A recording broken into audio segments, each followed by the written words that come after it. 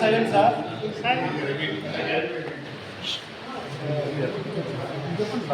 Okay sir. ఓం శ్రీ గురుభ్యో నమః. మా శ్రీ ఆంజనేయ ధ్యాన మండలి సంస్థకి సీనియర్ సిటిజన్స్ చిచ్చిపేట అసోసియేషన్ సంఘం వారు పిలిచి అవగాహన సదస్సు ఏర్పాటు చేసి వారి జన్మదినోత్సవాల్లో మాకు పాల్గొనే అవకాశం కలగజేయడం చాలా ఆనందదాయకంగా ఉంది. కారణం ఏంటంటే పిల్లలు పెద్దలు భగవత్ స్వరూపాలు. మీరు పెద్దలు సీనియర్స్, మీ ఆశీస్సులు పొందడం మాకు అందులో శివరాత్రి ముందు ఆ పరమేశ్వరుడు ఆశీస్సులు పొందినంత ఆనందంగా ఉంది.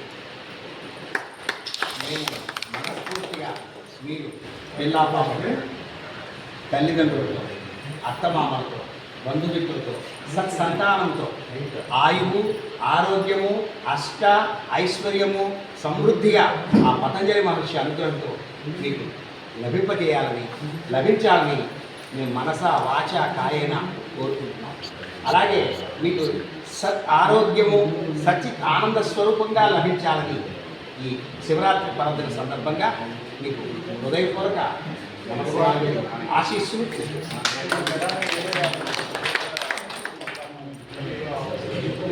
మరి ఈ రోజున మన మిత్రులందరికీ ప్రాణాయామం, ప్రాణచికిత్స, అనులోమ ప్రాణచికిత్స అంటే సూర్యుడిని లోపలికి తీసుకొని చంద్రుడి వైపు నుంచి కార్బన్ డైఆక్సైడ్ బయటకు వదులుతాం. సూర్యుడి నుంచి తీసుకుంటున్నాము, చంద్రుడి వైపు నుంచి వదులుతున్నాం. అప్పుడు లోపల ఉన్నది ఆధ్యాత్మిక పరిభాషలో అయితే కనుక కామ, క్రోధ, లోభ, మోహ, మద, మాత్సర్యాలు మనం బయటకు వచ్చేసినట్టు. సైన్స్ పరిభాషలో అయితే కనుక మన బాడీలో ప్రాణ, అపాన, వ్యాన, ఉదాన, సమాన వాయువులో అపానం అనేది ఉంటుంది. ఆ అపానం బయటకు వెళ్ళడానికి ఈ ప్రాణాయామం చక్కగా పనిచేస్తుంది.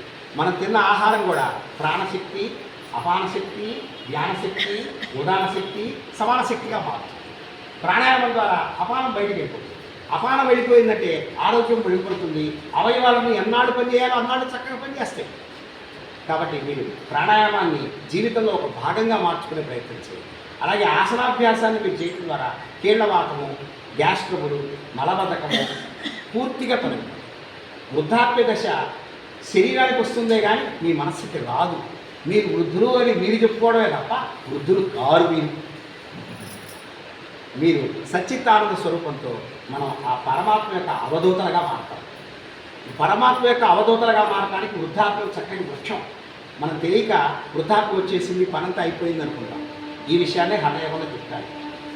ఆశాపాశ వినుర్ముక్తో ఆది మధ్యాంత నిర్మల అనాది వసతే నిత్యం అకారస్తన్య లక్షణం వాసనావర్జితం ఏన విరూపంచ నిరామయ వర్తమానో అవివర్తంతే మకారస్తన్య లక్షణం ధూళిదూరసగాత్రంచ గతచింత నిరామయ ధ్యానధారణ నిర్ముక్తో భూకారస్తన్య లక్షణం తత్వవేత్తా విచింతాని చిత్రచేష్ట వివర్జిత తమో అహంకార నిర్ముక్తో తకారస్తన్య లక్షణం.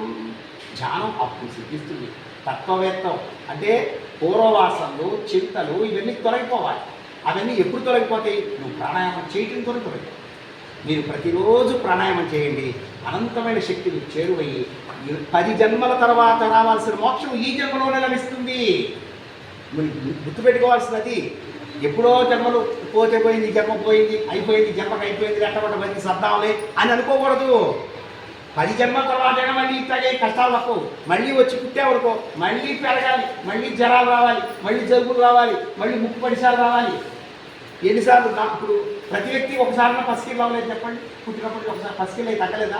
ఎన్నిసార్లు జ్వరాలు వచ్చినాయి, టైఫాయిడ్లు వచ్చినాయి, మళ్ళీ పుట్టేవాడు మళ్ళీ తప్పదు.